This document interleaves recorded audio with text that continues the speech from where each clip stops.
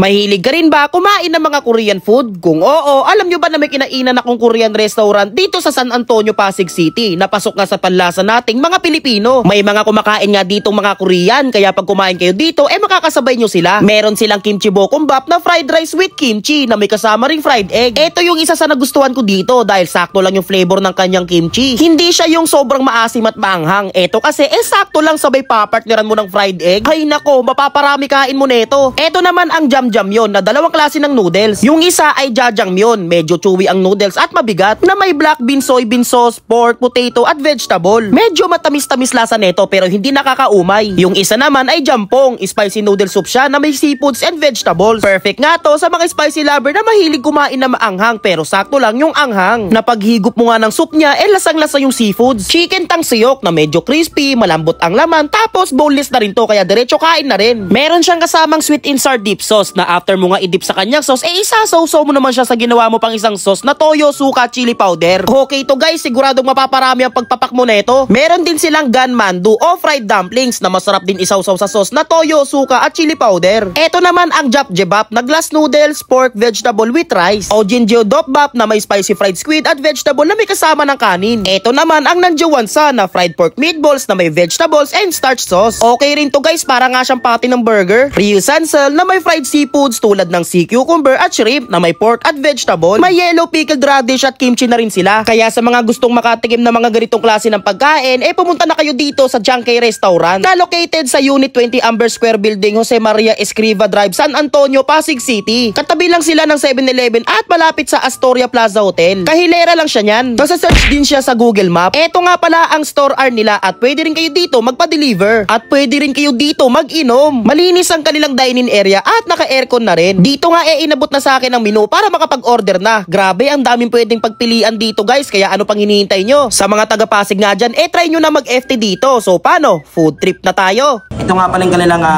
kimchi bokkeumbap. Basta kimchi rice siya. Okay oh.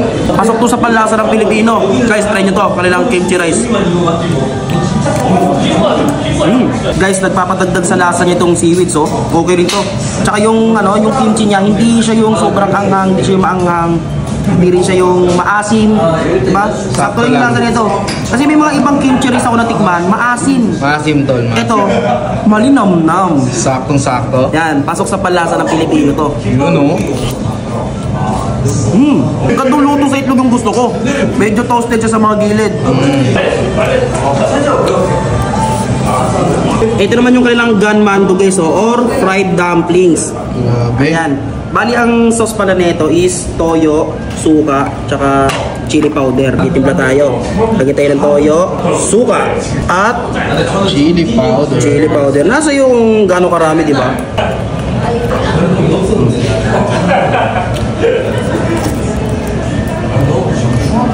Ang sarap nung nasa loob. Repolyo na may sauce. Ayan yung laman oh. Perfect din siyang iulam. Ito yung kanilang chicken tansiyok. Tapos meron siyang dip sauce na sweet and sour. After mo i-dip dito guys, after natin i-dip, dito naman natin yan isasaw-saw.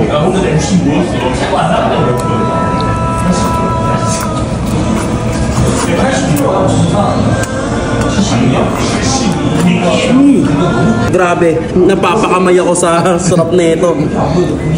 Yun o, isasaw-saw mo yan dyan.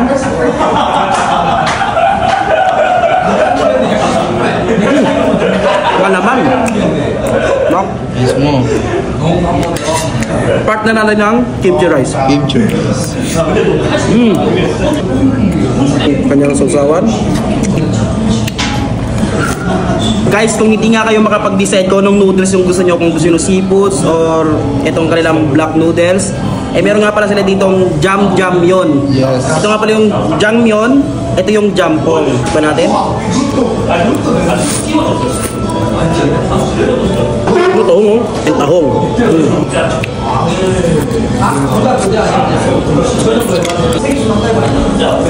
Medyo spicy siya guys ha. Kaya sa mga spicy lover dyan ako, perfect sa inyo to. Sarap.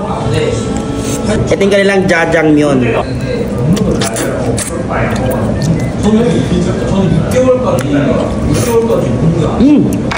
Matamis-tamis. Guys, ito naman yung kanilang Ryusansal, diba? Ryusansal, kung tawagin. Bali, ano nga pala to, street fried seafoods. Meron siyang sea cucumber, shrimp, meron din siyang pork. Ayan, tikman natin. Tapos may mga vegetables na rin siyang kasama. Hindi siya maalat. Medyo matamis-tamis pero sakto lang, diba? Ito naman yung kanilang Nanjuwansa. Okay. Bale, ito nga pala yung kanilang stir fried pork meatballs. May mga vegetables. Bale, ito nga pala yung kanilang meatballs. Parang meatballs, basta yon. Pork meatballs to. Tikman natin. Para siyang patty sa mga burger. Ba? Pero ito, hindi siya maalat. Sakto yung lasa. Sarap nito part na sa kanin.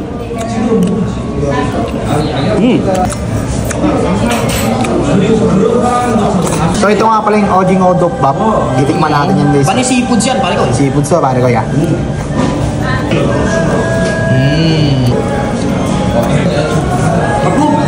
Japchae-bap. Japchae-bap. Oh, yan. Seafood, pork, yan. Veggies and noodles.